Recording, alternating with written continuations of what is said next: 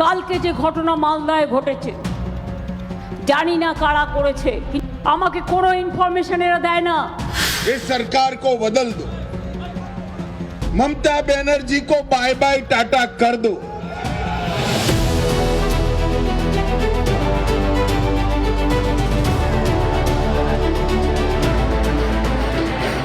बंगाल चुनाव में 15 दिन तक मैं बंगाल में ही रहने वाला हूं।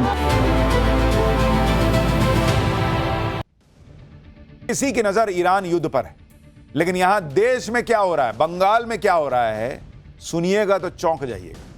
जबकि बंगाल में कुछ ऐसा हो रहा है जो कोई सोच नहीं सकता। बंगाल में ऐसा महाबवाल मचा हुआ है जिससे सुप्रीम कोर्ट तक हैरान है बॉस। चीफ जस्टिस बमके हुए हैं कि क्या ही चल रहा है। आप सोचिए कि चुनाव के बीच एसआईआर का काम देख रहे न्यायिक अधिकारियों को बंधक बना लिया भीड़ ने। ऐसा करने की हिम्मत कहीं और हो ही नहीं सकती बॉस, ये सिर्फ बंगाल में हो सकता है। बंगाल में ऐसा हाल है कि आप तस्वीरें देखिएगा तो कहिएगा क्या ही चल रहा है।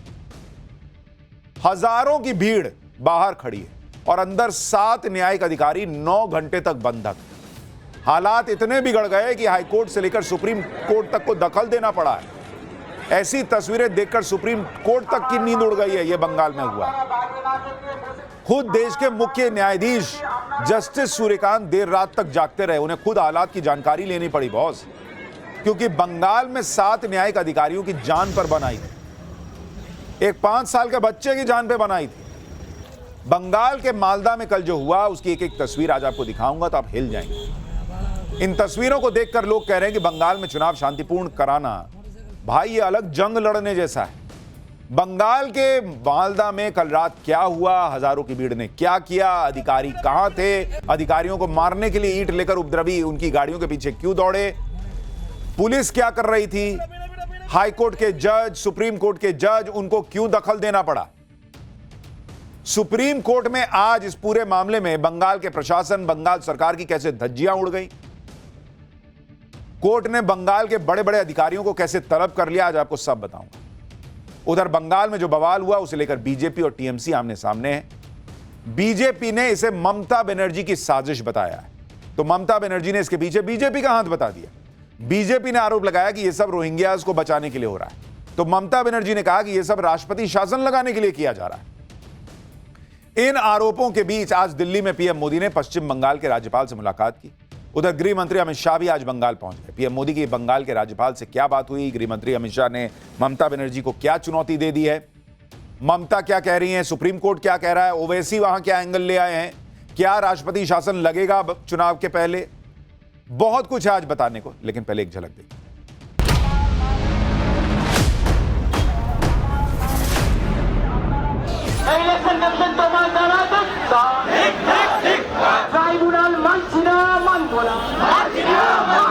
चार मई भक्षक ममता पश्चिम बंगाल से गई और ये पूरे घटना के पीछे ममता बनर्जी का हाथ है। ममता बनर्जी का उस्काने वाला जो बयान आया, उस बयान के कारण ही इस तरीके की घटना घटी है। কালকে যে ঘটনা মালদায় ঘটেছে জানি না কারা করেছে, আমাকে কোনো ইনফরমেশন এরা দেয় না। इस सरकार को बदल दो, ममता बनर्जी को बाय बाय टाटा कर दो।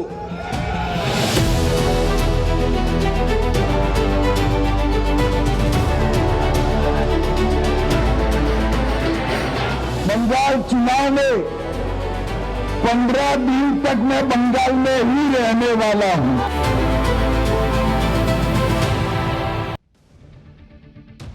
बंगाल में 23 अप्रैल को पहले राउंड का चुनाव है। अभी 20-21 दिन बचे हैं, लेकिन ऐसा हाल हो रखा है कि लोग कह रहे हैं कि चुनाव करवाना भाई अलग युद्ध लड़ने जैसा है। क्योंकि आप देखिए बंगाल के मालदा में जो हुआ, आपने ऐसी तस्वीरें नहीं देखी। कैसे मालदा का यह बवाल सुप्रीम कोर्ट तक पहुंच गया, आज आपको बताएं। और सुप्रीम कोर्ट ने राज्य सरकार और प्रशासन की कैसे धज्जियां उड़ा दी, एक एक बात आपको बताऊंगा, और कैसे ममता बनर्जी की टेंशन बढ़ जाएगी। कल दोपहर को मालदा के कालियाचक में एसआईआर से जुड़ी आपत्तियों को सुनने के लिए 7 जुडिशियल ऑफिसर्स बीडीओ ऑफिस में जुटे हुए। बीडीओ ऑफिस के बाहर कुछ लोग जुडिशियल ऑफिसर से मुलाकात की मांग करने लगे, लेकिन उनको एंट्री नहीं मिली। इसके बाद इन लोगों ने दोपहर 3:30 बजे से 4 बजे के करीब ऑफिस को घेर लिया। इन जुडिशियल ऑफिसर्स को सैकड़ों की भीड़ ने घेर लिया। आप देख रहे हैं भीड़। बीडीओ ऑफिस का घेराव करके इन्हें बंधक बना लिया गया और करीब 9 घंटे ये जुडिशियल ऑफिसर्स बंधक बने रहे, न्यायिक अधिकारी। दावा है कि ये वो भीड़ थी जो एसआईआर में नाम कटने से गुस्से में थी। भाई नाम कट गया तो गुस्से में आओगे तो बंधक बना लोगे, उसी नाम को लेकर ही तो वहां वो बैठे हुए थे ना न्याय देने के लिए। इस भीड़ ने बीडीओ ऑफिस से जुडिशियल ऑफिसर्स को निकलने ही नहीं दिया। दोपहर से रात हो गई, जुडिशियल ऑफिसर्स बिना खाना पानी के बंधक बने रहे। और इन 7 जुडिशियल ऑफिसर्स में 3 महिला अधिकारी थी और एक 5 साल का बच्चा भी था, किसी का बच्चा भी वहां पे था। जैसे तैसे जब आधी रात को जुडिशियल ऑफिसर्स को रेस्क्यू करके बाहर लाया गया तो उनकी गाड़ी पे हमले शुरू हो गए। देख रहे हैं आप, गाड़ी जा रही है, भर रास्ता हमला हो रहा है। ये बंगाल है बॉस। इतना ही नहीं, जुडिशियल ऑफिसर्स की गाड़ी पर पथराव हुआ, ईंट और डंडे से हमले हुए, गाड़ी के शीशे फूट गए। किसी तरह हिंसक भीड़ से बचते बचाते जुडिशियल ऑफिसर्स को निकाला गया। बंगाल में एसआईआर के दौरान जो नाम कटे हैं, उन्हें लेकर जिन लोगों को आपत्ति है, उनकी आपत्ति को ही सुनने के लिए दूसरे राज्यों से जुडिशियल ऑफिसर्स बुलाए गए। ये उसी आपत्ति को दूर करने के लिए लोग गए थे जिनको बंधक बना लिया गया। इन जुडिशियल ऑफिसर्स का काम यह है कि एसआईआर की प्रक्रिया के दौरान जिन लोगों का नाम अभी रिव्यू कैटेगरी में, यानी ये देखा जा रहा है कि उनके नाम वोटर लिस्ट में रहेंगे या हटाए जाएंगे, उन आपत्तियों को सुनना जाए, इसके लिए इनकी तैनाती हुई है। और इनकी नियुक्ति सुप्रीम कोर्ट के आदेश पर हुई है, बीजेपी सरकार ने नहीं भेजा इनको। इलेक्शन कमीशन ने अपने मन से नहीं भेज दिया है, सुप्रीम कोर्ट ने कहा कि ये करो। इसलिए जब जुडिशियल ऑफिसर्स पर हमला हुआ तो सुप्रीम कोर्ट भयंकर भड़क गया। मालदा की घटना पर सुप्रीम कोर्ट ने खुद से संज्ञान लिया और इस मामले में सुनवाई करते हुए chief justice of India Suryakant ने बंगाल प्रशासन की तगड़ी क्लास लगा दी। सीजीआई ने इस मामले में बहुत सख्त स्टैंड लिया और कहा कि मालदा की घटना पूर्व नियोजित थी, मतलब प्री प्लान्ड थी बॉस। ये सीजीआई कह रहे हैं और उन्होंने कहा कि इसका उद्देश्य न्यायिक अधिकारियों को हतोत्साहित करके पूरी प्रक्रिया को पटरी से उतार देना था। कोर्ट ने कहा कि प्रशासन पूरी तरह फेल हो गया। यह मामला सिर्फ जुडिशियल ऑफिसर्स पर हमले का नहीं, बल्कि यह सीधा सुप्रीम कोर्ट की अथॉरिटी को चैलेंज करना है। सुप्रीम कोर्ट ने कहा कि राज्य के शीर्ष अधिकारी, जिसमें मुख्य सचिव भी शामिल हैं, वो अपने कर्तव्यों का पालन नहीं कर पाए। सुप्रीम कोर्ट ने पूछा कि सूचना मिलने के बावजूद अधिकारियों ने न्यायिक अधिकारियों को सुरक्षित क्यों नहीं निकाला। जब यह दलील दी गई कि यह प्रदर्शन तो गैर राजनीतिक था, तो सीजीआई सूर्यकांत ने कहा कि यह कोई आम घटना नहीं है, यह जानबूझकर किया गया है। कोर्ट ने पूछा कि अगर यह प्रदर्शन गैर राजनीतिक था तो फिर नेता क्या कर रहे थे? क्या यह उनकी जिम्मेदारी नहीं है कि मौके पर आए और देखें कि क्या हो रहा है? जब सुप्रीम कोर्ट में पश्चिम बंगाल के एडवोकेट जनरल के ने मामले में चुनाव आयोग को भी घसीट लिया, तो चीफ जस्टिस ने कहा कि दुर्भाग्य से आपके राज्य में हर कोई राजनीतिक ही भाषा बोलता है। बंगाल सबसे ज्यादा ध्रुवीकरण वाला राज्य है, यह चीफ जस्टिस ने कहा है बॉस कोर्ट में। इसके बाद कोर्ट ने कहा कि आप हमें मजबूर कर रहे हैं कि हम सख्त कदम उठाएं। कोर्ट ने कहा कि आपको क्या लगता है, हमें नहीं पता है कि उपद्रवी कौन थे। सीजीआई ने कहा कि वो रात 2 बजे तक हालात पर नजर बनाए हुए थे। सोचिए, यह बंगाल का हाल है कि देश के चीफ जस्टिस को रात 2 बजे तक खबर लेनी पड़ रही है कि भाई वो बचे कि नहीं बचे, बताओ उनको निकाले कि नहीं। और उन्होंने कहा कि यह बहुत दुर्भाग्यपूर्ण है। अपने फैसले में कोर्ट ने कहा कि हम किसी को भी कानून अपने हाथ में लेने नहीं देंगे, हम जुडिशियल ऑफिसर्स के दिमाग में डर का माहौल पैदा नहीं होने देंगे। यानी कोर्ट ने, सुप्रीम कोर्ट में बैठकर चीफ जस्टिस ऑफ इंडिया ने क्लियर कर दिया कि यह जो बंगाल में हुआ यह प्री प्लान्ड था, पूरा सिस्टम फेल हो गया, उपद्रवी जानबूझकर यह सब कर रहे थे और सीधा मकसद था कि जो लोग वहां एसआईआर की प्रक्रिया में सुप्रीम कोर्ट के आदेश पर लगे हैं उनका मनोबल तोड़ दो, यह काम रोक दो। एक तरफ तो ममता बनर्जी और उनकी पार्टी कहते हैं कि एसआईआर में लोगों के नाम काट दिया, हाय हाय क्या हो गया, लोगों को के नाम काटे जा रहे हैं। और जब लोगों को बुला के सुना जा रहा है कि बताओ तुम्हारा नाम क्यों कट गया, नहीं है, रहना चाहिए, नहीं रहना, तो ये सब हो रहा, बंधक बना रहे हैं। आप क्या चाहते हैं फिर? ये सुप्रीम कोर्ट पूछ रहा है। और आप सोचिए किसी दूसरे राज्य में, देश में ये हो गया होता जहां बीजेपी की सरकार होती, भाई साहब इकोसिस्टम ने गदर काट दिया होता। लेकिन बंगाल का न्यू नॉर्मल ही खत्म नहीं होता, ऐसे ऐसे लेवल की चीजें हो जाती हैं कि क्या न्यू नॉर्मल है समझ में नहीं आता। मालदा में कल जो हुआ, सुप्रीम कोर्ट ने उस पर बंगाल प्रशासन के धागे खोल दिए बॉस। सुप्रीम कोर्ट ने पूरी टाइमलाइन निकाल ली, कहा कि बंगाल में कैसे जानबूझकर यह सब होने दिया गया। आप देखिए, सुनवाई के दौरान यह तथ्य सामने आया कि कल दोपहर को मालदा के कालियाचक में बीडीओ ऑफिस में 7 जुडिशियल ऑफिसर्स एसआईआर पर सुनवाई के लिए बैठे हुए। दोपहर को 3:30 बजे कुछ उपद्रवियों ने बीडीओ ऑफिस का घेराव शुरू किया। 3:30 बजे। उसके बाद सीजीआई ने कहा कि अगर आप घटना की टाइमलाइन देखेंगे तो हैरान रह जाएंगे, क्योंकि दोपहर को 3:30 बजे यह हुआ तो हाईकोर्ट के रजिस्ट्रार जनरल ने तुरंत इसकी सूचना प्रशासन को दे दी। आप सोचिए, हाईकोर्ट के रजिस्ट्रार जनरल ने कहा कि देखो वहां ये सब हो रहा है, कुछ करो यार। इसके बावजूद रात के 8:30 बजे तक कोई एक्शन नहीं हुआ। ये सीजीआई कह रहे हैं बॉस कि 5 घंटे सोए हो तुम लोग। इसके बाद रजिस्ट्रार जनरल ने गृह सचिव और डीजीपी को संपर्क किया। उसमें भरोसा दिया गया कि हां जल्द एक्शन हो जाएगा सर। फिर भी एक्शन नहीं हुआ। आप लेवल सोचिए बॉस। यहां तक कि जुडिशियल ऑफिसर्स को खाना पानी मिल सके इसकी भी व्यवस्था नहीं की गई। आप सोचिए, जो 7 लोग फंसे थे, एक बच्चा फंसा हुआ है, 3 महिलाएं फंसी हुई हैं, सैकड़ों की भीड़ बाहर जो है वो आग लगा रही है, हंगामा कर रही है, नारे लगा रही है, कहीं टायर जला रही है। उनको तो लगा होगा कि आज निपट गए, और जो बाकी लोग इस काम में लगे हैं वो कैसे काम करेंगे, इसको देख के यही तो डर पैदा किया जा रहा है। इसके बाद कलकत्ता हाईकोर्ट के चीफ जस्टिस को दखल देना पड़ा। कलकत्ता हाईकोर्ट के चीफ जस्टिस ने गृह सचिव और डीजीपी को ग्रुप कॉल में लिया। ग्रुप कॉल हुआ। उसके बाद गृह सचिव और डीजीपी हाईकोर्ट के चीफ जस्टिस के घर पहुंचे। जिन जुडिशियल ऑफिसर्स को बंधक बनाया गया था उन्हें आधी रात को वहां से निकाला जा सका। उन्हें वहां से निकालने के बाद भी जुडिशियल ऑफिसर्स की गाड़ियों पर पथराव हुए, डंडे ईंट से हमला हुआ। चीफ जस्टिस ने कहा कि कलेक्टर भी रात को 11 बजे वहां पहुंचे। उन्होंने कहा कि मौखिक तौर पर उन्हें रात में बहुत सख्त आदेश देने पड़े। सुप्रीम कोर्ट ने यह भी बताया कि कलकत्ता हाईकोर्ट के चीफ जस्टिस के लेटर से यह पता चला कि वो राज्य के मुख्य सचिव से भी संपर्क नहीं कर पाए, क्योंकि मुख्य सचिव ने अपना व्हाट्सएप वाला नंबर ही नहीं दिया हुआ था। इस वजह से उनसे संपर्क नहीं हो पाया। आप सोचिए बॉस, इस देश के अंदर जिसे दुनिया का सबसे बड़ा लोकतंत्र कहा जाता है, वहां लोकतांत्रिक प्रक्रिया का काम करने के लिए जो लोग गए हुए हैं उनके साथ ऐसी चीज हो जाती है, कोई बचाने वाला नहीं है। बचाने के लिए जान कौन लगा रहा है? कलकत्ता हाईकोर्ट। बचाने के लिए जान कौन लगा रहा है? Supreme court. सुप्रीम कोर्ट के चीफ जस्टिस रात को 2-2 बजे तक उठकर आदेश दे रहे हैं, बचाओ उसको, निकालो उनको। यह तो बंगाल में सेफ्टी का आलम है, और आप कह रहे हैं कि चुनाव जो है वो आराम से हो जाएगा। ये तस्वीरें देखने के बाद कौन अधिकारी एसआईआर का काम कर पाएगा बॉस? कौन आदमी जो है वो जाके आराम से वोट दे पाएगा? पिछला पोस्ट पोल वायलेंस तो पब्लिक भूल ही नहीं थी, ये तो प्री पोल वायलेंस जैसा हाल हो गया। आप सोचिए, बंगाल में चुनाव का टाइम है, इतना संवेदनशील टाइम होता है, उस वक्त जब जुडिशियल ऑफिसर ही सुरक्षित नहीं है, 9-9 घंटे बंधक बना लिया जा रहा है, हाईकोर्ट के चीफ जस्टिस से लेकर सीजीआई को दखल देना पड़ रहा है। पब्लिक सेफ महसूस करती होगी वहां। भाई ये तो जुडिशियल ऑफिसर थे, सीजीआई तक ने फोन लगा दिया, हाईकोर्ट के चीफ जस्टिस ने फोन लगा दिया। पब्लिक के साथ जो होता वो किसको फोन करेगी? मालदा में जो हुआ उसे लेकर बीजेपी ने ममता बनर्जी को घेर लिया।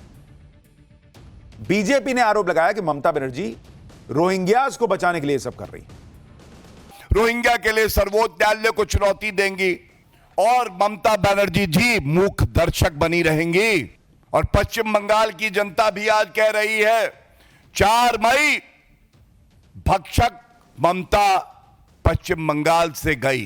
पूरे घटना के पीछे ममता बनर्जी का हाथ है। ममता बनर्जी का उस्काने वाला जो बयान आया, उस बयान के कारण ही इस तरीके की घटना घटी है। इधर बीजेपी ने मालदा के लिए ममता को जिम्मेदार बताया, उधर ममता बनर्जी ने बीजेपी और चुनाव आयोग पर ठीकरा फोड़ दिया। ममता बनर्जी ने कहा कि बंगाल का प्रशासन उनके हाथ में है ही नहीं, लॉ एंड ऑर्डर अब चुनाव आयोग के कंट्रोल में, और वो अमित शाह की सुनते हैं। आगे ममता बनर्जी ने आरोप लगाया कि डीजीपी से लेकर एसपी तक सभी को बदल दिया है, उनकी सारी शक्तियां चुनाव आयोग को सौंप दी गई हैं। ये एक तरह से सुपर राष्ट्रपति शासन जैसा है। ममता बनर्जी आरोप लगा रही हैं कि मालदा की घटना किसने की उन्हें कुछ पता ही नहीं है। चीफ सेक्रेटरी ने अभी तक उनसे बात नहीं की है, उन्हें घटना की कोई जानकारी नहीं दी जा रही है। मीडिया से पता चला है कि घेराव हो रहा है। आगे ममता बनर्जी ने दावा किया कि अपनी हार को सामने देखते हुए बीजेपी विधानसभा चुनावों को रद्द करवाना चाहती है ताकि बंगाल में राष्ट्रपति शासन लगाया जा सके। सुनिए मालदा पर हुए बवाल पर ममता बनर्जी क्या कह रही।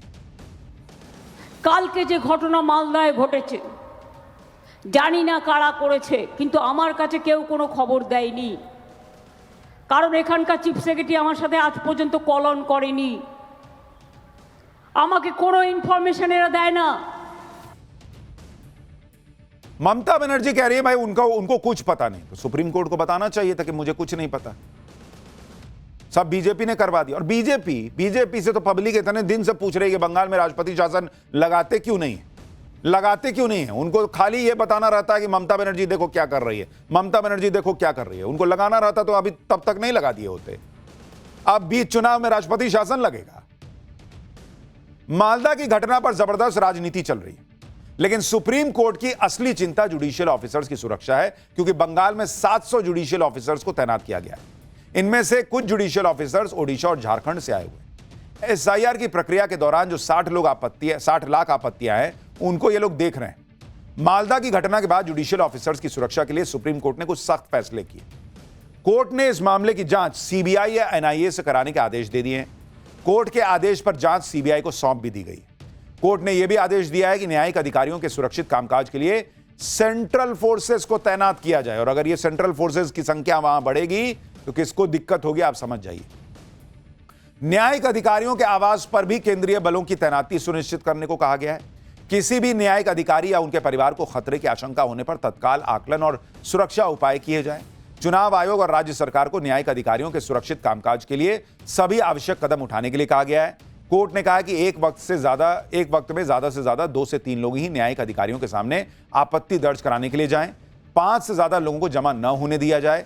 कोर्ट ने अधिकारियों की क्लास लगाते हुए कहा कि मुख्य सचिव, डीजीपी, डीएम, एसपी सबको यह बताना होगा कि क्यों पर्याप्त एक्शन नहीं लिया गया। कोर्ट ने राज्य के टॉप अधिकारियों को 6 अप्रैल को ऑनलाइन सुनवाई के दौरान पेश होने के लिए भी कहा है। यानी मोटे तौर पर सुप्रीम कोर्ट को भी बंगाल के अधिकारियों, बंगाल की पुलिस किसी पे भरोसा नहीं रह गया। तभी तो वो कह रहा है ना कि भाई सेंट्रल फोर्सेस भेजो ताकि वो सुरक्षा मिल सके। सुप्रीम कोर्ट की फटकार के बाद बंगाल प्रशासन में हड़कंप मचा हुआ है। चुनाव आयोग ने डीजीपी से रिपोर्ट तलब की है। डीजीपी ने जुडिशियल ऑफिसर्स की सुरक्षा को पुख्ता करने का निर्देश दिया है। मालदा की घटना पर एक्शन भी हुआ। 18 उपद्रवियों को गिरफ्तार किया गया है। जो आरोपी गिरफ्तार हुए हैं उसमें इंडियन सेक्युलर फ्रंट का उम्मीदवार शाहजहां अली भी शामिल है। मालदा की घटना पर बीजेपी और टीएमसी आमने सामने है। दूसरी तरफ कांग्रेस ने इस घटना की निंदा की। अखिलेश यादव ने भी इसे दुर्भाग्यपूर्ण बताया, लेकिन आरोप बीजेपी पर मढ़ दिए। सुप्रीम कोर्ट ने जब किसी को डेप्यूट किया है, उसको आप बंधक बनाओगे तो फिर जुडिशियल प्रोसेस या जुडिशियली डायरेक्टेड प्रोसेस होगा कैसे। और अल्टीमेटली सुप्रीम कोर्ट ने ये सब जो स्टेप लिया था वो प्रजातंत्र को बचाने के लिए लिया था। और जो हम लोग वेस्ट बंगाल में देख रहे हैं, इतने अधिकारियों को हटाया गया है, और अधिकारियों को इसलिए हटाया गया है कि वो इलेक्शन कमीशन का निर्देश सीधा माने। तो अगर कोई घटना घटी है और किसी तरह की कोई बात सामने आई है तो इलेक्शन कमीशन इसलिए भी जिम्मेदार बनता है क्योंकि चीफ सेक्रेटरी और डीजीपी और बड़े बड़े अधिकारी बंगाल में हटाए गए हैं। इधर सुप्रीम कोर्ट का जोर इस बात पर है कि कोई डर का माहौल ना बना पाए, कोई एसआईआर की प्रक्रिया के बीच में ना आ पाए। उधर मालदा में एसआईआर को लेकर जगह जगह प्रदर्शन हो रहे। आज सुबह मालदा के इंग्लिश बाजार से सटे हाईवे पर उग्र भीड़ जुट गई और रास्ता रोकने लगी। इस भीड़ ने पुलिस की गाड़ी पर ही पथराव कर दिया। पुलिस की गाड़ी चला रहा व्यक्ति घायल हो गया। मालदा के मंगलबाड़ी इलाके में भी कुछ लोगों ने हाईवे जाम कर दिया। ये लोग वोटर लिस्ट से नाम कटने का विरोध कर रहे हैं। प्रदर्शनकारियों का आरोप है कि मुस्लिम समुदाय के सदस्यों को जानबूझकर वोटर लिस्ट से हटा दिया गया। उन्होंने चेतावनी दी है कि जब तक उनके नाम वोटर लिस्ट में शामिल नहीं किए जाते तब तक यह विरोध प्रदर्शन अनिश्चित काल तक जारी रहेगा। मालदा में बवाल क्यों हुआ, इसके पीछे कौन है, इसका सच सामने आना जरूरी है, क्योंकि यही वो जिला है जहां असदुद्दीन ओवैसी और बंगाल के ओवैसी की जुगलबंदी ममता बनर्जी पर भारी पड़ सकती है। मालदा जिले में विधानसभा की 12 सीटें और यहां मुस्लिम आबादी 51% से ज्यादा है। और पिछले चुनावों का अगर आप पैटर्न देखिएगा तो मालदा का वोटर तेजी से स्विंग करता दिखा। 2021 में मालदा की 12 में से 8 सीटें टीएमसी ने जीती, जबकि बीजेपी को 4 मिली। 2016 के चुनाव में लेफ्ट और कांग्रेस ने मालदा में कुल 10 सीटें जीत ली। एक सीट बीजेपी को मिली, वहीं टीएमसी का खाता तक नहीं खुला। वहीं 2024 के लोकसभा चुनाव में यहां टीएमसी का पत्ता साफ हो गया।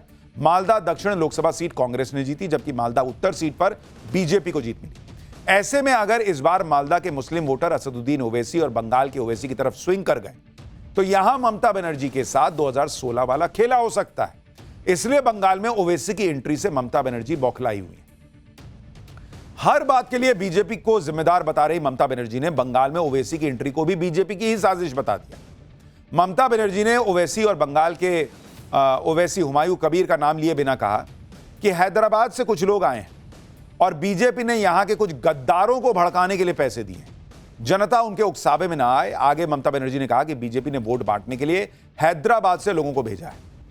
ममता बनर्जी बंगाल में ओवैसी की एंट्री से इसलिए भी बौखलाई हुई हैं क्योंकि मुर्शिदाबाद में असदुद्दीन ओवैसी की बंगाल के ओवैसी के साथ हुई पहली ज्वाइंट रैली में मुस्लिम वोटर्स का सैलाब उमड़ा हुआ नजर आया, जिन्हें अपने पाले में करने के लिए ओवैसी ने ममता बनर्जी ही नहीं पीएम मोदी का भी डर दिखा दिया। सुनिए ओवैसी का मुर्शिदाबाद रैली में दिया हुआ यह बयान। 23 तारीख को आपको इसलिए वोट डालना है ताकि आप ममता की गुलामी से आजाद हो जाएं और मोदी के खौफ से आपको आजाद होना पड़ेगा, ताकि दिल्ली में मोदी को मालूम हो जाए, कोलकाता में ममता को मालूम हो जाए कि आप ये बंगाल का मुस्लिम अकलियत बेदार हो चुका है। एक तरफ ओवैसी और बंगाल के ओवैसी ने ममता की टीम में हड़कंप मचाया हुआ है, दूसरी तरफ नरेंद्र मोदी और अमित शाह ने पसीने छुटा रखे हैं। आप देखिए कि मालदा में बवाल के बीच आज बंगाल चुनाव में अमित शाह की धमाकेदार एंट्री हो गई। अमित शाह ने भवानीपुर में बीजेपी कैंडिडेट शुवेंदु अधिकारी के समर्थन में रोड शो किया। रोड शो में लोगों की भारी भीड़ दिखी। अमित शाह नॉमिनेशन के दौरान भी शुवेंदु अधिकारी के साथ मौजूद रहे और ताल ठोक कर ऐलान कर दिया कि वो तो 15 दिन बंगाल में ही रहने जा रहे हैं। सुनिए एक बार। बंगाल चुनाव में 15 दिन तक मैं बंगाल में ही रहने वाला हूं। आप सभी के साथ बातचीत करने का बहुत मौका मिलने वाला है। यानी अमित शाह अपने काडर को भी ये मैसेज दे रहे हैं कि डरने की कोई जरूरत नहीं है, मैं तुम्हारे साथ यहां खड़ा रहूंगा। हारे जीते वो तो बात की बात है, लेकिन मिलकर लड़े। दरअसल जिस वक्त अमित शाह का रोड शो भवानीपुर के कालीघाट में ममता बनर्जी के घर के पास से गुजरा, वहां पहले से मौजूद टीएमसी के कार्यकर्ताओं ने बीजेपी के विरोध में नारेबाजी शुरू कर दी। ममता की टीम को लगता है कि एसआईआर से भी खेला हो गया। ऐसे में ममता बनर्जी चौतरफा घिरी हुई। ममता का डर यह है कि एसआईआर में जितने वोट कटे और पिछली बार भवानीपुर का जो रिजल्ट आया था उसका गणित मुसीबत बढ़ा रहा, क्योंकि 2021 में अगर आप देखेंगे भवानीपुर में उपचुनाव हुआ था, क्योंकि ममता बनर्जी तो अपनी सीट हार गई थी। तो अगर आप देखेंगे भवानीपुर, वहां 2021 में जो उपचुनाव हुआ उसमें ममता बनर्जी चुनकर आई थी और ममता बनर्जी के जो जीत का अंतर था, जीत का अंतर ममता के लिए, वो भवानीपुर के अंदर था करीब 58,835 वोट का अंतर था। इतने से ममता बनर्जी जीती थी। एसआईआर में कितने नाम कटे हैं? एसआईआर में भवानीपुर में कितने नाम कटे? अगर आप देखेंगे भवानीपुर के अंदर तो जो नाम कटे हैं वो है कटे हैं करीब 47,000 बॉस। अब ये वोटर्स पर अभी सस्पेंस कितना है? सस्पेंस वाले जिनके नाम हो सकता है कट जाएं, रह जाएं, ऐसे नाम जो हैं वो है करीब 14,000। तो वोट कटे प्लस सस्पेंस वाला जोड़ दीजिए तो ये दोनों जोड़ के जो है प्लस वो हो जाता है 61,000। और ममता बनर्जी की जीत का आंकड़ा कितना था? 58,000। अब ऐसा नहीं कि सब ममता बनर्जी के वोटर के ही नाम कट गए होंगे, लेकिन एक अंदाजा लग रहा है या लगाया जा रहा है कि भाई अगर ये उनको ज्यादा नुकसान हुआ है क्योंकि वहां उनका गढ़ है और उनके वोटर के नाम कट गए हैं ज्यादा, तो ममता बनर्जी को के लिए वहां पर शुवेंदु अधिकारी से ये जो लड़ाई है वो और दिलचस्प होगी, क्योंकि उन्होंने नंदीग्राम में तो ममता बनर्जी को हरा ही दिया था। इसलिए अमित शाह ने खुद वहां मोर्चा संभाल लिया है। आज खुद वो पहले वहां चले गए। देखिए क्या कह रहे हैं। शुभेंदुदा हमारे नंदीग्राम से लड़ना चाहते थे। मैंने शुभेंदुदा को कहा था कि सिर्फ नंदीग्राम नहीं, ममता के घर में जाकर उसको हराना। और इनका रिकॉर्ड है। गत चुनाव में ममता बंगाल में सरकार तो बना पाई थी, मगर ममता दीदी नंदीग्राम में शुभेंदु दा के सामने चुनाव हार गई थी। बंगाल चुनाव में इस बार बीजेपी ने ममता बनर्जी को सत्ता से उखाड़ फेंकने के लिए पूरा जोर लगा दिया। अमित शाह बंगाल में 15 दिन तक डेरा डालने का ऐलान कर चुके हैं और अब पीएम मोदी भी बंगाल पहुंचने वाले हैं। 5 अप्रैल को प्रधानमंत्री नरेंद्र मोदी बंगाल के कूच बिहार में चुनावी रैली करेंगे। बंगाल चुनाव की तारीखों के ऐलान के बाद यह पीएम मोदी की बंगाल में पहली रैली हो। बीजेपी का प्लान है कि पीएम मोदी की रैली के बाद 9 अप्रैल से पूरे राज्य में धुआंधार प्रचार शुरू कर दिया जाए। पीएम मोदी की पहली चुनावी रैली कूच बिहार में रखना इसलिए भी इंपॉर्टेंट है क्योंकि 2021 के चुनाव में बीजेपी ने कूच बिहार की 9 में से 7 विधानसभा सीटों पर जीत हासिल की थी। बीजेपी के लिए जीत हौसला बढ़ाने वाली रही थी क्योंकि साल 2016 के चुनाव में बीजेपी को कूच बिहार में एक भी सीट नहीं मिली थी। सभी 8 सीटें टीएमसी ने जीती थी।